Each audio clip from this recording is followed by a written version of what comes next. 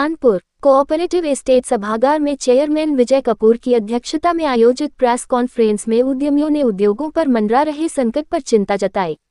मध्य पूर्व में जारी युद्ध के चलते तेल गैस आपूर्ति प्रभावित होने से शहर का व्यापार बुरी तरह प्रभावित हुआ है। उद्यमियों के अनुसार कच्चे माल और ईंधन की कमी से करीब 50% फैक्ट्रियां बंद हो चुकी हैं, जबकि 30% बंदी के कगार पर हैं। उत्पादन घटने से श्रमिकों को वेतन देना भी मुश्किल हो रहा है। वहीं मार्च क्लोजिंग के नाम पर टैक्स वसूली का दबाव और बढ़ा रहा है। उद्यमियों ने सरकार से कालाबाजारी रोकने, वसूली लक्ष्य स्थगित करने और राहत पैकेज की मांग की। इस दौरान दादानगर में जरूरतमंदों के लिए 5 रुपये में भोजन की व्यवस्था भी शुरू की गई है। इस अवसर पर बलराम नरूला, हरीश ईसरानी, सुशील मोहन टिकरू, संदीप मल्होत्रा, निखिल गुप्ता, राजीव अग्रवाल, अनिल मेहरा, दीपक खन्ना, मनोज गुप्ता और विनोद अरोड़ा सहित कई उद्यमी उपस्थित रहे। आज हम लोग बड़ी कठिन परिस्थिति से गुजर रहे हैं। हमारी 50% फैक्ट्रियां बंद हो चुकी हैं, 30% फैक्ट्रियां बंदी की कगार पर हैं और 15 से 20% फैक्ट्रियां जो है अपनी 70 से 80% गति से चल रही हैं।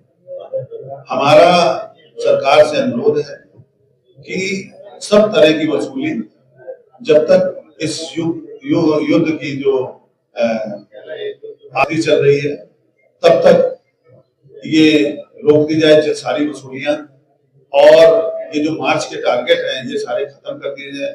House tax, water tax, banking प्रणाली, इसके अलावा कैस्को को, जीएसटी को, सारी वसूलियां इस समय रोक देनी चाहिए। और सबसे बड़ी बात क्या है कि जब तक युद्ध चले तब तक किसी भी तरीके की कोई वसूली नहीं होनी चाहिए। उसके बाद 1 महीने का ग्रेस देकर तब रीस्ट्रक्चर करके हमारे ब्याज वगैरह जितने भी हैं सबको रीस्ट्रक्चर करके, बातचीत करके तब दोबारा जो है हम लोगों पर पेनाल्टी वगैरह लगाई जाए।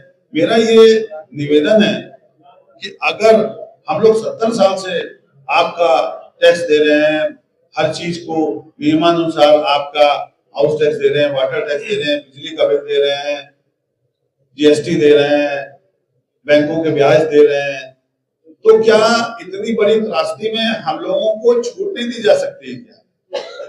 अगर हम लोगों को आप छूट नहीं देंगे तो हम लोगों की फैक्ट्रियां बंद हो जाएंगी। तो आप आगे टैक्स लेंगे किससे?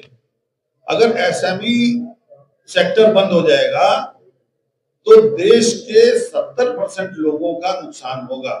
सबसे बड़ी बात है कि हम लोग तो चलो कहीं नौकरी कर लेंगे या कहीं ना कहीं छोटा मोटा व्यवसाय कर लेंगे, हमारा मजदूर कहाँ जाएगा? वो अपने बच्चों को लेके कहां जाएगा? वो भूखों मरेगा।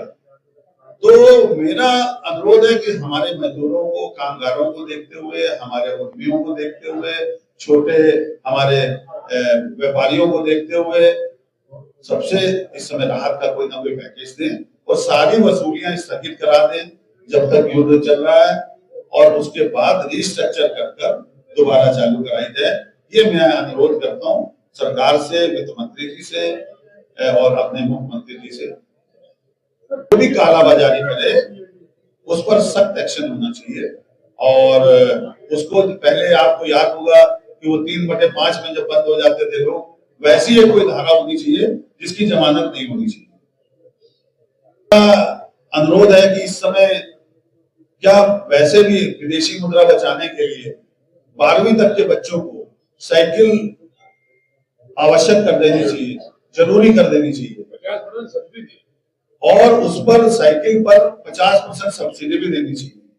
तो मेरा उससे क्या होगा, पूरे देश में जो हम लोगों का डीजल लग रहा है, पेट्रोल लग रहा है, तो इसका 30% की बचत आएगी। इसमें 30% की बचत और 30% विदेशी मुद्रा बचेगी, तो हम लोग आत्मनिर्भर की ओर भी चलेंगे। तो बच्चों की सेहत बनेगी, एक्सीडेंटों में कमी आएगी, बच्चे एक से दिखेंगे।